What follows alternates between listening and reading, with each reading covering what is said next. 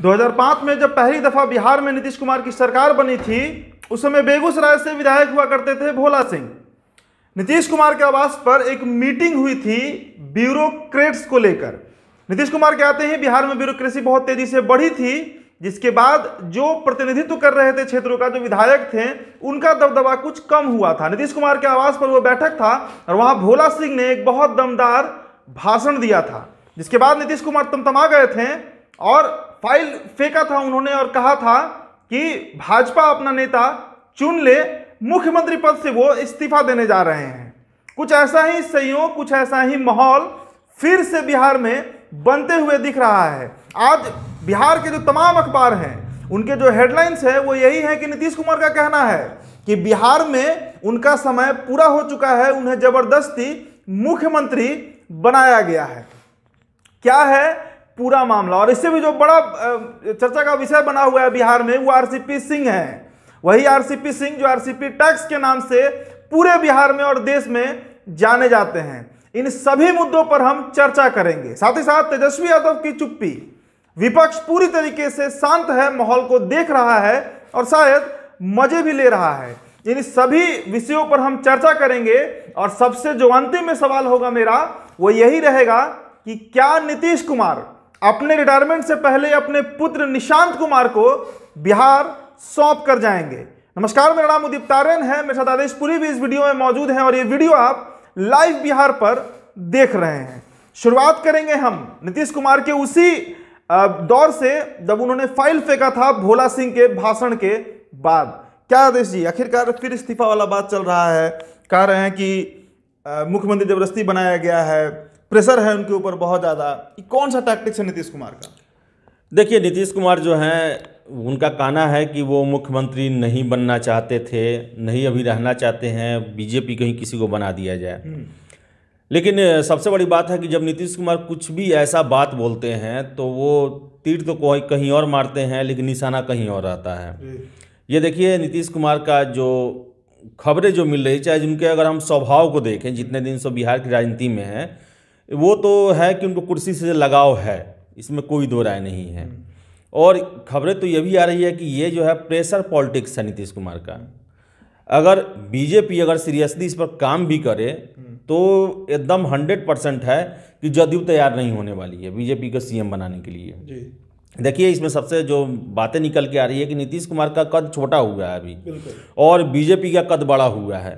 और बीजेपी जो है वो लगातार अब अपने तरीके से, मैं आपको पहले भी बता चुका हूं कि जो चुनाव का रिजल्ट आया उसके बाद जदयू कार्यालय में नहीं मना कोई बहुत बड़ा ये समारोह, लेकिन दिल्ली में मना, दिल्ली के बीजेपी ऑफिस में मना, जहां पर अमित शाह फिर से जो अध्यक्ष हैं जेपी नड्डा और प्रधानमंत्री नरेंद्र मोदी सभी शामिल हुए। और वो जश्न जो था एक तरह से दिखाया कि बिहार में हमारी सरकार आई है, भाजपा की सरकार आई है। अलग बात है कि मुख्यमंत्री नीतीश कुमार थे, लेकिन जो एक होता है ना एजेंडा, वो एजेंडा बीजेपी अपना लागू करना चाह रही थी। और अभी आप कुछ देखे भी होंगे कि 1.5 महीना में लगातार नीतीश कुमार काम बहुत किए हैं। शिलान्यास, दौरा, फिर से जो भी लंबित कार्यक्रम है उसे पूरा किए हैं और लगातार जो है रिजल्ट दिया जा रहा है, वैकेंसी का तलाश किया जा रहा है, रोजगार के क्षेत्र में संभावना खोजी जा रही है, सारे किए जा रहे हैं। एकाएक थमा है अभी। और ये कार्यकारिणी की जो बैठक हुई है उसमें नीतीश कुमार ने कहा, ऐसा बयान दिया। तो देखिए, नीतीश कुमार का ये प्रेशर पॉलिटिक्स है और जो खबरें मिल रही हैं, और बीजेपी के जो नेता हैं वो गृह मंत्रालय नीतीश कुमार के हाथ से लेना चाहते हैं। मैं सरकार गठन के समय में भी बताया था और ये चर्चाएं भी चली थी कि क्या इस पर नीतीश कुमार के हाथों में गृह मंत्रालय दिया जाएगा कि नहीं दिया जाएगा। उस समय तो दे दिया गया, लेकिन अभी लेने के लिए प्रेशर चल रहा है, क्योंकि सबसे बड़ा कारण है कि बिहार में लगातार जो है कानून व्यवस्था गिरते जा रही है। और अब चूंकि बीजेपी बड़े भाई की भूमिका में है तो उसकी जवाबदेही ज़्यादा बनती है बिहार में खराब कानून व्यवस्था को लेकर। तो ऐसे में जो बीजेपी है वो अपने हाथों में रखना चाहती है और नीतीश कुमार कभी भी इसे बर्दाश्त नहीं कर सकते हैं, क्योंकि नीतीश कुमार का पॉलिसी रहा है कि अफसरों पर ज़्यादा विश्वास करते हैं और जब अफसर ही उनके हाथों में नहीं रहेंगे तो फिर वो कैसे बिहार में अपना जो एक छत्र राज जो है वो नहीं चला पाएंगे। तो मुझे तो यही कारण लगता है। वैसे नीतीश कुमार जो है वो कुर्सी छोड़ने वाले नहीं हैं, ये उनकी प्रेशर पॉलिटिक्स है ये जी। एक बड़ा सवाल सामने उभर कर आ रहा है, जैसा आपने बताया कि गृह मंत्रालय जो है बिहार सरकार का, पुलिस हुआ, प्रशासन हुआ, क्या यही कारण था कि संजय जायसवाल से लेकर संजय सारंगी जो दरभंगा के विधायक है, तमाम लोग लॉ एंड ऑर्डर पर सवाल खड़ा कर रहे थे? साथ ही साथ एक और सवाल है, विपक्ष का क्या रोल है? विपक्ष क्या सच में मजा ले रहा है अभी? देखिए, जो लॉ एंड ऑर्डर है वो तो खराब है ही, और सबसे बड़ी बात है कि बीजेपी का ये प्रश्न क्वेश्चन खड़ा करना है। तो देखिए, हमने और आपने ही चर्चा पिछले दिन किया था कि दोनों डिप्टी सीएम एक बार जाकर ही एक साथ ही मिलते हैं प्रधानमंत्री से, अमित शाह से, 2 दिन बैठते हैं, कई बार मुलाकातें होती हैं। तो मैं आपको बता दूं कि इससे पहले का जो बिहार का शासन था वो बिहार के ही भाजपाई नेता चलाते थे, लेकिन अब जो है वो दिल्ली से कंट्रोल हो रहा है। ऐसे में अपनी रिपोर्ट जो है दिल्ली में जाकर दिखानी पड़ती है और दिल्ली से ही आज्ञा लेना पड़ता है। तो ऐसे में नीतीश कुमार जो है वो एडजस्ट नहीं कर पा रहे हैं। और फिर से आपको बता दूं कि और यही कारण है कि जब आप ज़्यादा परफॉर्मेंस अच्छा करते हैं, ऐसा नहीं, देखिए कमिटमेंट जो है बीजेपी के मुख्य नेताओं के द्वारा कर दिया गया था, लेकिन यहाँ के नेता तैयार थे कि नहीं थे नीतीश को फिर से सीएम बनाने के लिए, ये सबसे बड़ा प्रश्न है। और ये जो लॉ एंड ऑर्डर का जो प्रश्न था, यही जो है सबसे बड़ा एक चुनौती नीतीश कुमार के सामने पेश किया कि उन्हें गृह मंत्रालय न दिया जाए। फिर से आपका दूसरा प्रश्न क्या था कि तेजस्वी यादव और विपक्ष इस पर क्या कर रहा है? मजा ले रहा है, चुप है, क्या कर रहा है? देखिए, तेजस्वी यादव का जैसा अभी तक उनका जो विधानसभा चाहे उसके बाद का हम देखें तो लगातार जो है नीतीश को घेरते रहे हैं। अभी लेकिन चुप है सब कोई। अभी ना लालू यादव ट्वीट कर रहे हैं, ना राबड़ी देवी, ना तेजस्वी, ना तेज प्रताप, कोई कुछ नहीं बोल रहा है। कांग्रेस भी चुप है इस पर। कांग्रेस भी चुप है। तो कोई भी चाहेगा, देखिए अब आरजेडी के लिए भी बहुत दिनों तक सत्ता से बाहर रहना उनके लिए भी बहुत मुश्किल का काम है। और सबसे बड़ी मुश्किल का काम है कि अपने गठबंधन को और अपने पार्टी के विधायकों को एकजुट रखना, क्योंकि ऐसा समय चल रहा है जिस पर जदयू जो है वो, बीजेपी सब जो है एक दूसरे पर डोरे डाल रही है विधायकों पर। और आरजेडी के लिए अब जरूरी है कि वो सरकार में आए, लेकिन आरजेडी के सामने सबसे बड़ा प्रॉब्लम हुआ, क्या फिर से वो नीतीश पर विश्वास कर सकता है? क्या आरजेडी में आने पर नीतीश को फिर से सीएम बन सकता है नीतीश कुमार? तो ये बहुत सारे प्रश्न हैं। लेकिन आरजेडी की चुप्पी जो है वो चाहती है कि बिहार के सियासत में कोई हलचल मचे और कुछ नया समीकरण बने और उनका जो है शासन में जो हिस्सेदारी जो है उनको मिल पाए और फिर से वो बिहार के शासन में आ जाएं। तो देखिए, अभी तो है कि जब इधर ही लड़ाई लगी हुई है तो उसमें आरजेडी का अपना रूप प्रशांत है, वो देख रही है। अभी उसका बोलना जो है, हो सकता है कि नीतीश कुमार जो मूड बना रहे हैं वो उसके खिलाफ हो जाए बोलना, इसलिए वो शांत है। तेजस्वी ने तो ये भी कह दिया है कि 2021 में जो राजद के कार्यकर्ता हैं, महागठबंधन के कार्यकर्ता हैं, वे मध्यावधि चुनाव के लिए तैयार रहें। आरसीपी सिंह पर हम बात करेंगे। कुर्मीवाद सोशल मीडिया भरा हुआ है, इससे फिर से बना दिया गया है आरसीपी सिंह, काफी बदनामी भी है उनके, थोड़ा उनके बारे में भी बताइए। और आखिरकार ये क्या पॉलिटिक्स है? परिवारवाद नहीं है, जातिवाद तो जरूर है, बिहारी कह रहे हैं ऐसा। देखिए, राष्ट्रीय अध्यक्ष बनाया जाता है पार्टी का, वैसे व्यक्ति को जो कि कभी पार्टी का सदस्य या पार्टी वाली पृष्ठभूमि नहीं रही है। जो आरसीपी सिंह जो राजनीति में आए तो उनका रहा आईएएस से वो, और नीतीश के काफ़ी करीबी रहे, नीतीश अपने साथ रखें, नीतीश के विश्वासी हैं, लेकिन एक पार्टी कार्यकर्ता वो नहीं रहे हैं जमीनी।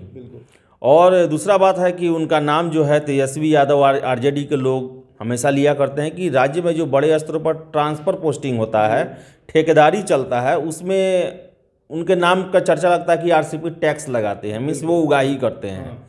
लेकिन इन सब से अलग जो आरसीपी सिंह जो है वो नीतीश के बहुत ही करीबी हैं, बहुत नज़दीकी हैं, विश्वासी हैं और पार्टी के प्रमुख नीति निर्धारकों में वो हैं। एक तरह से कहें तो अब तो उनकी स्थिति जदयू में नंबर 2 की हो गई है। लेकिन जो आपने कहा कि कुर्मीवाद, तो सबसे बड़ा कारण है कि उनके ज़िले के हैं वो, दूसरा है कि उनकी जाति के हैं वो, और इतने 23 सालों से उनका संबंध है उनसे।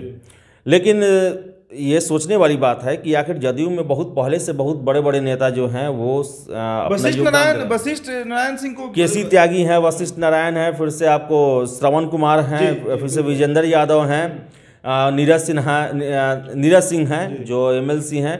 ऐसे बहुत लोग हो सकते थे, लेकिन देखिए नीतीश कुमार जो हैं वो जो पावर जो है वो अपने हाथों में सेंट्रलाइज रखना चाहते हैं। आरसीपी को उन्होंने दिया कि वो सबसे बड़े विश्वस्त हैं, और सबसे बड़ी बात है कि ये जनता के नेता नहीं हैं। पिछली बार उन्होंने जीतन राम मांझी को दिया था, जीतन मांझी का ही बयान आया कि आपने कैसे भूल कर दिया कि एक व्यक्ति जो 35 सालों से सियासत कर रहा है उसको आप पपेट बनाने का सोच लिए। तो हो सकता है कि नीतीश कुमार उससे सीख लिए हों। और रहा बात ललन सिंह का, तो ये सब कुछ को आश्चर्य लग रहा है कि भाई नहीं, इस पर एक और सवाल है। सोशल मीडिया पर कई पोस्ट में देख रहा हूँ, ब्रह्मर्षि समाज का जो पोस्ट आ रहा है, बिहार में भाजपा के बाद अगर भूमिहार समाज जो है सबसे ज्यादा भरोसा किसी पर करता है तो वो शायद जदयू पे करता है। नेता भी हैं, ललन सिंह हैं, नीरज कुमार हैं, तमाम नेता हैं। आखिरकार भूमिहारों पर भरोसा नहीं जताया गया और कुर्मी पर जताया गया। परिवारवाद का जिक्र होता है बिहार की राजनीति में कि भाई लालू यादव के बेटे हैं तेजस्वी यादव, उनको बनाया गया। तो क्या परिवारवाद के रास्ते पर जातिवाद आपको नहीं दिख रहा है? यहाँ पर एकदम मतलब ठोक बजाकर नीतीश कुमार कह रहे हैं कि बिहार में जदयू को कोई चलाएगा तो कुर्मी ही चलाएगा। देखिए, सोशल इंजीनियरिंग के तो ये तो बिहार के नेता ही माने जाते हैं। सोशल इंजीनियरिंग क्या था कि जात पात का दाव पेच, तो उसका तो असर दिखाई देगा है उनके पार्टी के जो सियासत होगा उसको लेकर। और सबसे बड़ी बात नालंदा के हैं, एक जाति के हैं, और आरसीपी सिंह को अगर इनकेस बाद में अगर उनको जदयू को राजनीति को संभालने का मौका मिलता है तो उनके लिए सबसे बड़े मसीहा नीतीश कुमार ही बनेंगे, क्योंकि जाति के भी रहेंगे, इस क्षेत्र के भी रहेंगे। तो नीतीश कुमार भले परिवारवाद को ना जोड़ देते हो, लेकिन जातिवाद को तो जोड़ देते हैं। उनका शुरू से उनको सोशल इंजीनियर माना जाता है। मीन्स जातिगत जो दाव पेच होता है, जातियों का समीकरण बनाना, तो वो भी अपने पार्टी के लिए कहीं जाति का समीकरण बना रहे होंगे कि जदयू जो है वो कुर्मी की ही पार्टी बनी रहे। एक और सवाल है जिस पर हम और आदेश जी अभी सुबह चर्चा ही कर रहे थे। निशांत कुमार कभी बिहार की राजनीति में नहीं आए। नीतीश कुमार के पुत्र हैं, बहुत साफ सुथरे छवि के हैं, उन पर अभी तक कोई करप्शन, कोई राजनीति, कोई उन पर मतलब एलिगेशन नहीं लगा हुआ है। आपको नहीं लगता है कि अंतोगत्वा जब नीतीश कुमार रिटायरमेंट लेंगे तो बिहार सौंप के जाएंगे निशांत कुमार को? उसके लिए रास्ता कहीं ना कहीं क्लियर करते हुए आरसीपी सिंह के माध्यम से अब दिख रहा है साफ। देखिए, निशांत कुमार के बारे में मैं कुछ नहीं जानता हूं, पहली बात।